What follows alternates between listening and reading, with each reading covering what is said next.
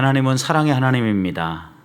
우리를 사랑할 때 어떤 조건을 가지고 사랑하신 게 아니고 우리가 사랑을 받을 만한 자격이 없음에도 불구하고 아무 조건 없이 사랑해 주셨습니다.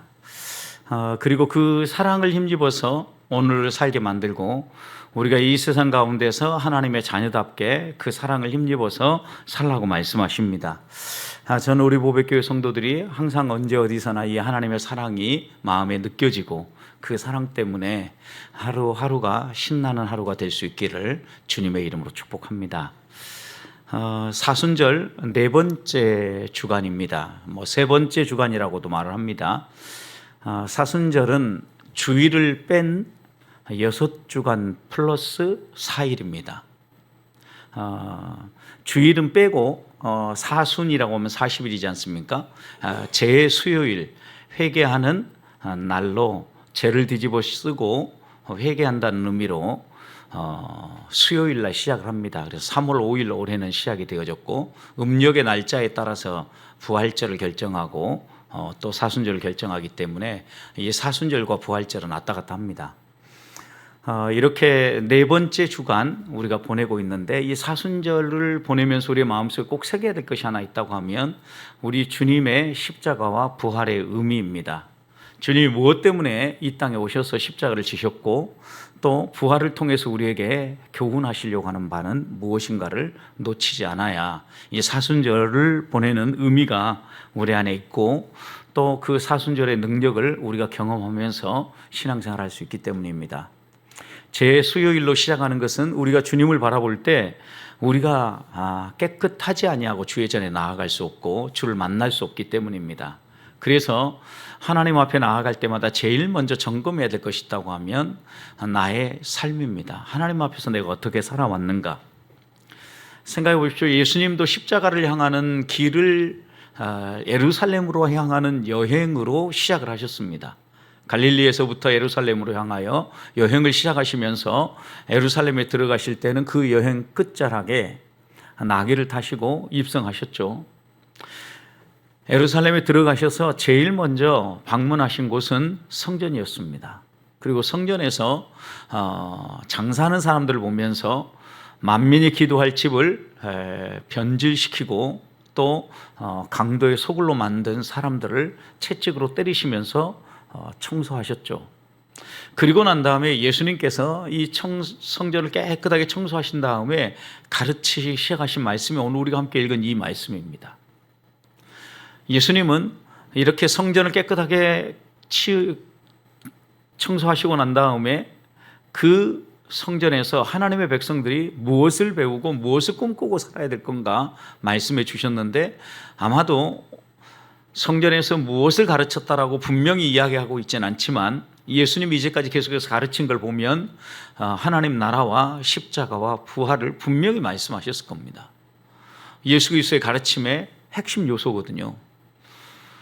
이렇게 예수님이 가르치고 있을 때 대제사장을 비롯한 종교 지도자들이 예수님을 찾아왔습니다. 그리고 예수님께 이의 제기를 하는 겁니다. 당신이 도대체 무슨 권세가 있길래 무슨 권위로 이런 일을 하고 있느냐라고 반문을 한 겁니다. 그때 예수님은 이것에 대해서 바로 대답을 하지 않습니다. 내가 하나님의 아들로서 얼마든지 성전을 이렇게 회복하고 성전을 바로잡을 수 있는 권한이 나한테 있다. 이렇게 말씀하지 않았습니다. 그렇게 말씀하지 않으시고 오히려 반문합니다.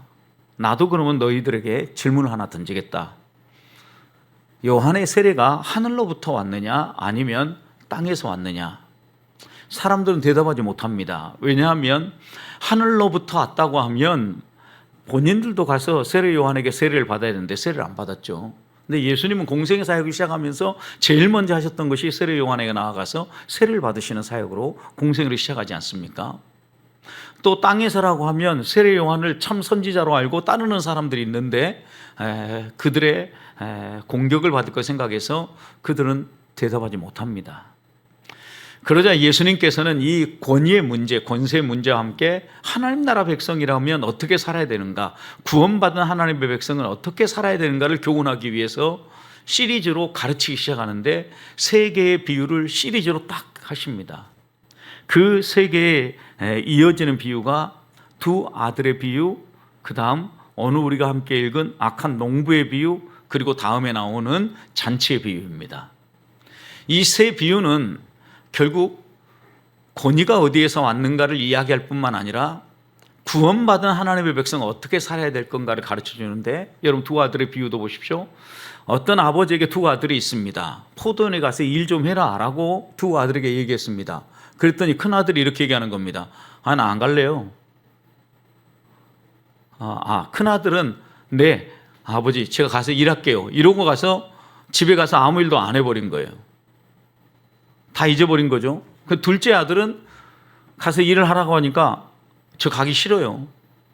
이렇게 분명히 얘기를 하고 난 다음에 곰곰이 생각을 해보니까 자기가 잘못했다라고 생각한 겁니다. 그래서 성경을 보면 뭐라고 얘기하냐면 뉘우치고 가서 일을 했다라고 얘기합니다. 이 비유를 하시면서 그러면서 누가 아버지의 뜻에 맞게 행동했냐라고 묻습니다. 예라고 대답하고 안 간 사람입니까? 노라고 대답했는데 뉘우치고 간 사람입니까? 당연히 후자죠. 이 말씀을 통해서 우리 주님은 지금 이 종교 지도자들과 유대인들이 어떤 형태로 신앙생활을 하고 있는가를 보여주는 겁니다. 하나님을 잘 섬긴다, 믿는다라고 이해하고 있지만 실상 그들의 삶은 어때요? 아무것도 안 하고 마치 일을 하지도 않는 마다들과 같은 그런 행동을 하고 있다고 꼬집고 있는 겁니다.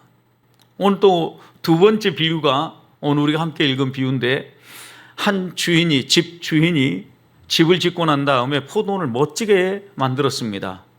포도원을 만들 때 다른 사람들이 공격해 오지 못하도록 울타리도 만들고, 그 다음에 포도즙을 그 안에서 짤 수 있도록 즙틀도 만듭니다. 그리고 누군가가 멀리에서 공격해 오거나 또 다른 어떤 들짐승들이 넘보지 못하도록 망대도 만듭니다. 그러니까 모든 준비가 다 돼 있는 겁니다. 포도 농사를 할 수 있는. 그런데 이 당시에 가끔 이런 분들이 있었다고 합니다. 그러니까 외국 사람인데 투자를 해가지고 좋은 일터를 만들고 거기에서 본인은 있지 않고 다시 다른 나라로 타국으로 떠나서 그곳에서 또 다른 일들을 추구하는 겁니다. 대신에 그 집을 농부들에게 세를 주고 소작농들에게 세를 주고 가는 거죠. 이 두 번째 이 악한 농부의 비유가 바로 이 소작농의 비유이기도 합니다. 이렇게 포도원을 정말 잘 갖고 가지고 수익이 날 수 있는 구조를 만들어 가지고 위탁을 하고 다른 나라의 자기의 사업을 위해서, 자기의 또 다른 일을 위해서 주인은 떠납니다. 수확할 때가 되어서 세를 받기 위해서 사람을 보냅니다. 처음에 종들을 보냈더니 때리기도 하고 돌팔매질도 하고 죽여버렸습니다. 그래도 주인은 화내거나 열받거나 다른 어떤 법적 장치나 이런 것을 동원하지 않고 더 많은 종들을 다시 보냅니다. 역시 이 종들도 똑같이 대합니다. 이쯤 되면은 열받아서 다른 일을 할 것도 같은데 주인은 세 번째, 다른 건 몰라도 내 아들을 보내면 이들이 그래도 조금 존대하겠다라고 생각하고 아들을 보냅니다. 그런데 전혀 비상식적인 행동을 하죠. 아들이 왔는데 이들은 어떻게 생각합니까? 정반대로 생각합니다. 야, 저 사람만 제거하면 이 포도는 우리 것이 되겠네. 저 사람이 상속자니까 죽여버리자라고 마음먹고 이것을 실제로 실행에 옮깁니다. 밖으로 데리고 나가서, 마을 밖으로 데리고 나가서 그를 죽이지 않습니까? 근데 이 농부들은 하나를 알고 둘은 모르는 거죠. 아들을 죽이면 끝날 거라고 생각했는데 주인이 올 거라고 생각은 안 한 거예요. 여러분, 이런 행동을 하는 악한 농부들을 심판하기 위해서 주인이 어떻게 합니까? 찾아옵니다. 그리고 어떻게 합니까? 이들을 다 진멸합니다. 대신에 제때에 세를 낼 만한 사람을 찾아서 그 사람에게 세를 내줬다라는 게 이 두 번째 비유예요. 여러분, 이 두 번째 비유도 누구에 대한 이야기입니까? 오늘 본문 뒷부분까지 쭉 읽어보면 역시 종교 지도자들에 대한 이야기예요. 그들이 지금 이 농부처럼 하나님께서 은혜도 베풀고 또 하나님께서 말씀을 주시고 여러 가지 일들을 하는데 이것을 하나도 실천하지 아니하고 오히려 그들은 하나님의 사람들을 핍박하죠. 여러분, 하나님이 보낸 종들이 누굽니까? 선지자들이죠. 구약시대부터 선지자를 통해서 말씀을 주시고 깨우치면 어떻게 합니까? 순종하고 따라야 되는데 말도 안 된다라고 돌팔매질하고 그 다음에 때리고 죽이고 선지자들 만드는 겁니다. 그러자 하나님께서 마지막 선택한 게 뭡니까? 그의 아들 예수 그리스도를 보내주신 거죠. 독생자를 보냈는데 이 독생자를 어떻게 합니까? 영접하고 메시아라고 따라야 됨에도 불구하고 오히려 이 메시아이신 예수 그리스도를 죽여버리는 거죠. 십자가에 매단 거죠. 그들을 대상으로 한 이야기인 줄 알고 이 사람들은 속으로 열을 받지만 잡고자 하고 예수 그리스도를 공격하고자 하지만 사람들이 다 예수님을 선지자로 생각하고 있으니까 얻지 못했다라고 오늘 본문 읽지는 않았지만 뒷부분 마무리합니다. 이 비유도 역시 그들에게 그렇게 권위와 하나님 나라 백성, 구원받은 백성은 어떻게 살아야 되는가를 가르쳐 주시는 말씀이에요. 비유예요. 그 다음에 비유도 잔치집의 비유입니다. 한 집의 아버지가, 이 아버지가 그런데 22장에 보면 임금으로 나옵니다. 임금이 아들이 있는데 아들을 위하여서 혼인잔치를 준비하고 사람들을 초대했습니다. 초대장을 보냈습니다. 근데 사람들이 다 핑계를 댑니다. 난 밭도 샀고 나는 전기도 갈아봐야 되고 또 다른 것도 해야 되고 이런 것 저런 거 해야 된다라고 이것저것 핑계를 대고 다 오지 않습니다. 그러자 어떻게 합니까? 임금이 종들에게 야, 너희 사거리로 나가고 길로 나가가지고 사람들 데려와라. 그리고 그들과 함께 잔치를 하는데 잔치를 하려고 보니까 여러 사람들이 정말 다 온 거예요. 그래서 그 사람들 가운데 좀 추리죠. 정리를 하죠. 어떻게 정리합니까? 성경 그것이 예복을 입은 사람하고 예복을 입지 않은 사람으로 딱 구분을 합니다. 그래서 혼인잔치에 이렇게 데려와서 잔치를 하는데 이 혼인잔치 비유를 마무리하면서 이렇게 교훈합니다.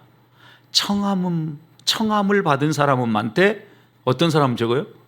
택함을 받은 사람은 적다 그랬어요. 여러분, 이 세 비유를 통해서 여러분 다 보세요. 이스라엘 백성을 하나님께서 초대하고 하나님 나라 백성으로 살아가도록 부르시지만 이 종교 지도자들은 자기들이 원하는 대로 자기들의 생각대로 행동하는 거죠. 여러분, 주인이 초대한 그 잔치에 안 오고 나 일이 있어요 바빠요 하고 밭갈로 가고 소 시험하러 가고 또 자기 좋은 일들을 하러 다닌다라는 거죠. 결국은 이렇게 청함을 받은 사람은 많아도 진짜 택함을 받고 구원받는 사람은 적다라는 것을 분명히 말씀한 거죠. 이 세 가지 비유를 통해서 우리 주님이 분명히 우리에게 지금 말씀하시려고 하는 바가 하나 있어요. 너희는 어떻게 신앙생활하고 있는가 너희를 돌아보라는 거예요. 이 말씀을 통해서 하나님이 분명하게 교훈하는 것은 우리는 구원받을 만한 하나님의 백성답게 살아가고 있는가, 진리의 말씀을 따라 살아가고 있는가, 이 땅에 오신 예수 그리스도를 나의 구원자로 모시고 그분을 나의 삶의 주인으로 모시고 살아가고 있는가 돌아보라는 말씀이에요. 자, 오늘 두 번째 이 비유인 악한 농부의 비유로 좀 더 자세히 봅시다. 34절과 35절 보십시오. 분명히 주인이 정말 좋은 포도원을 새 주고 갔음에도 불구하고 새를 내야 될 즈음 됐을 때 이 농부가 주인이 보낸 종들에게 보인 반응이 34, 35절에 나오는데 그 열매를 받으려고 자기 종들을 농부들에게 보냈더니 농부들이 종들을 잡아 하나는 심히 때리고 하나는 죽이고 하나는 돌로 쳤다. 여러분, 세 사람을 보냈는데 세 사람을 이렇게 각각 하나씩 벌 줬다. 이런 의미가 아니에요. 성경은 여러 명이 왔는데 어떤 사람은 이렇게 어떤 사람은 저렇게 어떤 사람은 이렇게 얘기하는데 여러분, 이 이야기는 지금 이스라엘 백성과 이스라엘 종교 지도자들을 향한 예수님의 책망이에요. 그래서 여기에 이 종들은 구약시대부터 지속적으로 하나님께서 이스라엘 백성을 깨우치기 위해서 보내시는 선지자, 예언자들을 말하는 거예요. 하나님의 선지자를 통하여서 하나님의 말씀을 선포하는데 여러분 생각해 보십시오. 에레미야 20장 보면 에레미야가 이스라엘 백성이 멸망할 것 예언하고 선포하고 이럴 때 어떻게 합니까? 바수리 에레미야를 기싸대기를 때리지 않습니까? 선지자들이 이렇게 고난을 당하면서 하나님의 말씀을 선포했다고요. 또 에레미야 26장을 보면 여호야김 왕은 하나님의 뜻을 예언하는 우리야, 다윗이 죽였던 우리야 말고 여기 하나님의 뜻을 예언하는 우리야를요 어떻게 하냐면 도망을 가니까 애굽까지 쫓아가서 잡아다가 처형해버려요. 누구를? 하나님의 뜻을 전하는 선지자를요. 지금 이스라엘 이런 시대에 지금 삶을 살고 있는 거예요. 또 역대하 24장을 보면 제사장 여호야다의 아들 스가랴에 대한 이야기가 나옵니다. 스가랴가 하나님의 뜻을 선포하고 하나님의 말씀을 증언함에도 불구하고 그를 어떻게 합니까? 돌로 때려 죽이는데 여호와의 전 안뜰에서 죽였다 그랬어요. 누구를요? 하나님의 선지자를요. 이런 일들이 반복되었기 때문에 지금 결국 이 악한 농부의 비유는 이스라엘 백성의 종교 지도자들과 그들이 과거에 어떻게 살아왔는가를 돌아보도록 예수님이 분명하게 선포하시는 말씀이에요. 그러나 이하 대조되지는 농부는 보십시오. 농부는 어떻습니까? 가장 좋은 포도원을 만들어줘요. 여러분, 이걸 통해서 하나님 지금 오늘 우리들에게도 똑같이 말씀하시는 거죠. 아무리 우리를 보아도 구원받을 만한 구석이 아무것도 없어요. 그럼에도 불구하고 하나님은 우리들을 먹여주시고 입혀주시고 우리에게 가장 좋은 것으로 주신단 말이죠. 그럼에도 불구하고 이런 하나님의 자비와 하나님의 사랑에 반해서 헌신하고 충성하고 하나님의 말씀을 따라 살아가야 되겠지만 그렇게 살지 아니하고 듣고 싶은 것만 듣고 내게 유리한 것만 행하고 조금만 불편하거나 조금만 내 마음에 안 맞는 거면 오히려 선지자들을 핍박하고 하나님을 대적하는 이런 삶을 산다는 거예요. 여러분, 우리들이 이런 말씀들을 읽을 때 하나님께서 우리에게 교훈하는 말씀을 놓치지 말아야 합니다. 우리의 신앙을 돌아보라는 거죠. 하나님의 그 무한한 자비와 그 무한한 사랑을 너희는 어떻게 마음속에 새기고 그 사랑에 반응하며 사냐는 거예요. 저는 오늘 이 밤에 이 사순절 기간을 보내면서 우리를 위해서 자신의 모든 걸 내어주신 예수님을 다시 한번 우리의 마음에 새기면서 나는 정말 그 사랑에 감복하여 그 사랑에 반응하여 살아가고 있는가 다시 한번 점검하면서 우리의 삶을 하나님 앞에서 다시 한번 새롭게 할 수 있기를 주님의 이름으로 축복합니다. 두 번째입니다. 종들만 이렇게 한 게 아니에요. 여러분, 종들은 하나님께서 지속적으로 선지자를 보냈지만 그 선지자를 다 이렇게 배척하고 결국은 이스라엘이 망해버리지 않습니까? 여러분, 이스라엘이 망하고 신구약사 중간사 시기가 오죠. 그리고 나서 하나님이 우리 그 이스라엘 백성에게 보내신 게 메시아 예수 그리스도예요. 여러분, 이렇게 많은 선지자를 보냈음에도 불구하고 믿지 않고 다 배척한 그들에게 하나님은 아들을 보내시는 거죠. 본문에서도 농부 아들을 보내요. 아들을. 여러분, 적어도 하나님이 메시아이신 예수 그리스도를 보낼 때, 그리고 이 주인이 아들을 보낼 때 한 가지만큼은 기대했어요. 어떤 기대입니까? 다른 사람도 아니고 주인의 아들인데, 메시아인데 이 사람만큼은 존대하겠지. 여러분, 요한복음도 보십시오. 온통 깜깜한 어둠이었어요. 암흑기였어요. 신구약사 중간사 시기 약 400년 가까이 되는 이 시기는요, 정말 종교적 역사 가운데도 암흑기였어요. 그런데 이런 암흑기에 한 줄기의 찬란한 빛과 같은 예수 그리스도가 딱 왔어요. 빛 대신 예수 그리스도예요. 어둠 가운데 빛이 비쳤을 때 그들이 깨닫지 못하더라 그랬어요. 이스라엘 백성은 깨닫지 못합니다. 그리고 오히려 자기들의 인기를 예수님이 빼앗아 간다고 생각을 하고 예수님을 죽일 생각부터 하잖아요. 오늘 본문에서도 잡고자 하지만 선지자로 생각하니까 잡을 수가 없다라는 거예요. 예수님을. 여러분, 이런 신앙생활, 어떻게 꼬투리를 잡아서 어떻게 넘어뜨릴까? 그리고 아들을 죽인 궁극적인 이유가 무엇입니까? 오늘 본문에서 드러나는 아들을 죽인 궁극적인 이유가 있다고 하면 한마디로 요약하면 욕심이에요, 욕심. 어떤 욕심입니까? 아들만 처리하고 나면 이 포도원은 누구 거다? 내 거다. 우리 모두가 차지할 수 있다. 이렇게 생각을 하고 욕심을 부린 거예요. 여러분, 재물에 대한 욕심은요, 그리스도인에게 있어서 가장 경계해야 될 대상이에요. 이들은 악한 생각과 말로만 한 게 아니에요. 농부들하고 같이 생각하고, 이러자. 야, 저기 온 게 아들이고 상속자니까 야, 잡아 죽여버리자. 이렇게 말만 하고 끝나면, 이게 말하고 이렇게 이야기한 것도 못된 짓인데, 여러분, 이들은 이것을 어떻게 했어요? 실행했어요, 실행. 그래서 야고보 사도는 이렇게 했어요. 욕심 내지 마라. 욕심 내면 욕심이 잉태한 즉 뭐가 나와요? 죄가 나오고, 죄가 또 죄를 낳고 커지고 또 커지면 너희는 다 죽는다. 확실하게 경고한 거예요. 욕심 내는 것으로부터 시작하는 거거든요. 그래서 성경은, 특히 바울 사도는 우리에게 이렇게 얘기합니다. 땅에 있는 지체를 죽이라, 위의 것을 사모해라. 그리고 너희 마음속에 탐심이 들면 이렇게 생각해라. 그것은 하나님과 대등한 위치에서 너희를 유혹하는 거다. 그러면서 뭐라고 얘기한 겁니까? 탐심은 우상 숭배다. 골로새서 3장 5절에서 그렇게 이야기하신 거잖아요. 여러분, 이런 이야기들을 종합해 보면 우리는 재물에 대한 욕심을 확실하게 경계해야 합니다. 재물과 뗄래야 뗄 수 없는 관계를 맺고 살아갑니다. 그렇지만 재물의 지배를 받는 사람이 아니라 재물을 지배하는 삶을 살라는 거예요. 어떻게 지배하라는 것입니까? 하나님의 뜻을 따라서 재물을 사용하며 살아가라는 말씀이에요.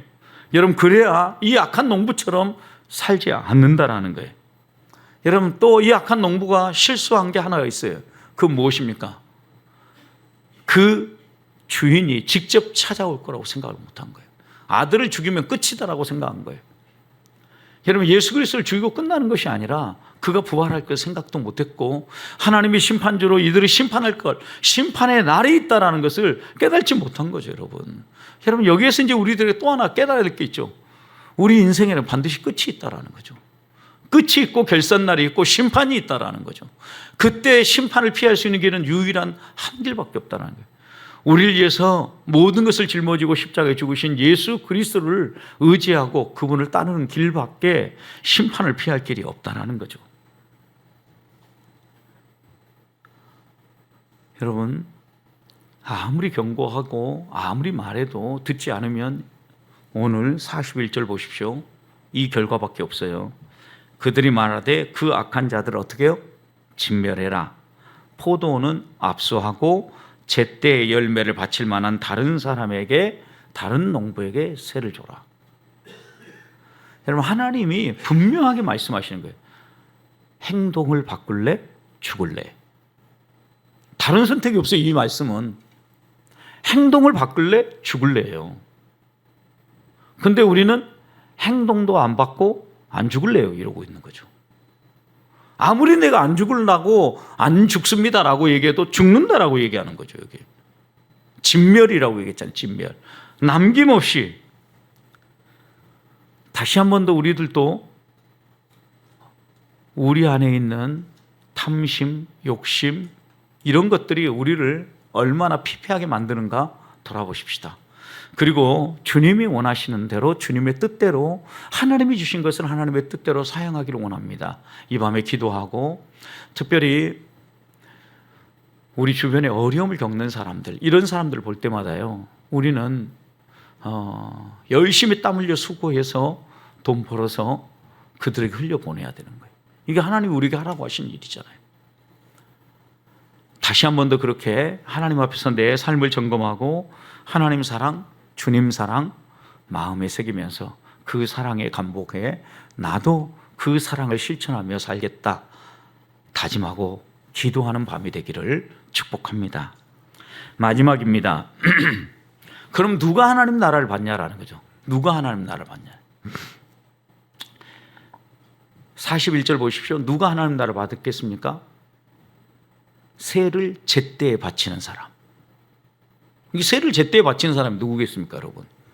하나님이 내게 모든 걸 주셨다라는 걸 믿고 이 모든 것에 대해서 마땅히 하나님께 드릴 줄 아는 사람이에요. 제가 새벽 기도회 때도 잠깐 말씀드렸는데 대강 얼버무리면서 헌금 생활하는 사람들 분명히 한번 얻어맞을 때가 올 겁니다. 제가 헌금에 대해서는 얘기하지 않지만 여러분 성경의 말씀을 읽어보면 읽어볼수록 하나님은 분명히 그 부분에 대해서 점을 찍어요. 11조라고 얘기하면서 거짓말로 한 20분의 1 정도 내고 10의 1조라고 내는 거 하나님을 속이는 거예요. 다른 사람 다 속일 수 있을지 몰라도 하나님은 못 속여요, 여러분. 그건 하나님과 나와의 신앙관계예요. 분명히 이야기하잖아요. 나는 내가 먹을 것이 없으니까 이거 11조 못 드려. 여러분 그것은 그 사람의 신앙 그만큼 이미 하나님의 것을 도둑질하는 거예요. 첫 것이 거룩하면 나머지 남은 것도 거룩하고 나무의 뿌리가 거룩하면 나무 가지도 거룩해요. 저는 여러분들에게 다시 한 번 더 말씀드리지만 신앙생활 바로 하라고 말씀드리고 싶어요. 여러분이 결단만 하면 그 다음 하나님이 하셔요. 이것이 믿음의 비밀이고 이 비밀을 경험해야만 신앙생활에 재미가 나기 시작해요. 저는 이번에 예배당 이전과 관련해서 헌금하고 나서 기도하는데 금요일날 기도하는데 분명히 하나님이 그렇게 제 가슴을 때렸어요. 가족들한테 얘기했어요. 아내가 순종하고 또 하나님이 아내에게도 뭐라고 얘기했는지 모르지만 헌금을 했대요. 근데 저는 그 헌금한 이후에 월요일, 화요일 시니어 전도할 강사 세미나 가서 강의하게 되어 있으니까 강사비 받으면 조금이라도 보탬이 되겠구나 이렇게 이제 생각을 하고 갔어요. 그런데 월요일 날 저희 교회가 이전한다는 이야기도 모르고 뭔 또 몰라요. 아무것도. 제가 교재를 써준 지는 2년이 더 지나갔어요. 그런데 이 본부에서 갑자기 교재비를 저한테 입금한 거예요. 교재비를. 목사님 늦어서 죄송한데 그래도 격려 차원에서 힘 좀 내시도록 조금 보냈습니다. 그 집에 와서 그 얘기를 하니까 아내가 딱 그만큼 헌금했다라는 거예요. 저는 이제 이런 일들을 경험할 때마다 하나님 앞에서 우리가 결단을 해서 하나님의 손길을 못 경험하는 것이지 하나님 앞에서 우리가 해야 될 일들 욕심 부리면 욕심 부린 만큼 손해예요, 여러분. 확실해요. 믿음의 길은 보면 볼수록. 사람들 만나면요, 만나는 사람에게 내가 먼저 섬기는 것, 이게 복이라니까요, 어떻게 보면. 섬길 수 있을 때 섬겨야 돼요. 또 43절 보십시오. 제때 세를 바치는 사람이라고 했고, 또 하나는 43절, 그러므로 내가 너에게 이르노니 하나님 나라를 너희는 빼앗기고 여기는 너희에게 누구예요? 농부들이죠, 농부들. 그리고 또 하나 종교 지도자들이죠, 유대인들이죠. 그 다음에 어떤 사람이 받는다 하겠습니까? 그 나라의 열매 맺는 백성이 받으리라고 했어요. 하나님 나라의 열매가 뭐냐라는 거죠. 주석가들마다 여러 가지 다양하게 이게 하나님 나라의 열매에 대해서 얘기했어요. 회개에 합당한 열매다. 또 뭐 순종의 열매다, 충성의 열매다, 여러 가지 열매. 여러분 그런데 이 모든 열매들 하나로 모아 보십시오. 어떤 열매겠습니까? 하나님 백성다운 삶이 있는 사람이에요. 이 열매는 하나님 백성다운 삶을 살지 않으면 여러분 우리는 하나님 나라에 들어갈 수가 없어요. 믿음으로 구원받고 신앙 고백으로 구원을 받아요. 그런데 그 구원 고백은, 그 바른 신앙 고백은 반드시 삶을 바꿔놓는다고요. 하나님이 어떤 분인가를 알고 보면 그 깨달음은 우리의 삶에, 우리의 가슴을 때리고 우리의 삶을 바꿔놓아요. 그러니까 열매가 없다라는 것은 그건 거짓말이에요. 좋은 나무마다 좋은 열매를 맺고 못된 나무, 나쁜 열매는 나쁜 열매 맺는다 그랬어요, 여러분. 그러니까 우리의 삶을 보면서 우리에게 어떤 일들이 나오고 내 마음속에 뭐가 나오는가를 보면서 하나님 앞에서 내가 바른 길을 걷고 있는가 그러지 않은가를 반드시 점검해야 돼요. 양과 염소의 비유도 보십시오. 양들은요 하나님 앞에서 그렇게 헌신하고 긍휼을 베풀고 여러 사람들 돕고도요 나는 그런 거 한 적이 없다고 얘기하는 사람들이에요. 근데 염소는 보십시오. 내가 언제 그런 일 안 했냐고 자기 한 일들을 막 들춰내고 그것 하나하나 까 보이면서 나 이렇게 했는데 왜 내가 구원 못 받냐고, 왜 내가 이렇게 쫓겨나야 되냐고 불평하고 원망하지 않습니까? 무슨 차이겠습니까, 여러분? 저는 그런 것 같아요. 돕는 것도요, 가끔 한 번 하면 내 마음속에 그 한 번 한 게 오랫동안 기억에 남아요. 여러분, 그러니까 이 양의 무리에 속했던 사람은요, 부지기수로 한 거예요. 기억 못 해요, 그러니까. 여러분, 하나님이 우리에게 하라고 하는 것은 부지기수로 하라는 거예요. 기억하지 말고 가끔 한 번 하면 다 기억나죠. 하나님 나라를 유업으로 받을 사람입니까? 아니면 빼앗길 사람입니까? 하나님 앞에서 이 질문을 던지면서 부르심에 순종하고 회개에 합당한 열매뿐만 아니라 정말 우리의 삶에 열매들이 맺혀서 하나님께 새가 올라간다. 이게 무슨 의미겠어요? 하나님의 영광이 드러나고 하나님 나라가 드러난다는 의미 아니겠어요? 우리의 삶의 열매들이 하나님을 기쁘시게 하고 하나님의 영광을 드러내는 이런 복된 삶을 살아가는 우리 보배의 성도들이 되시기를 주님의 이름으로 축복합니다.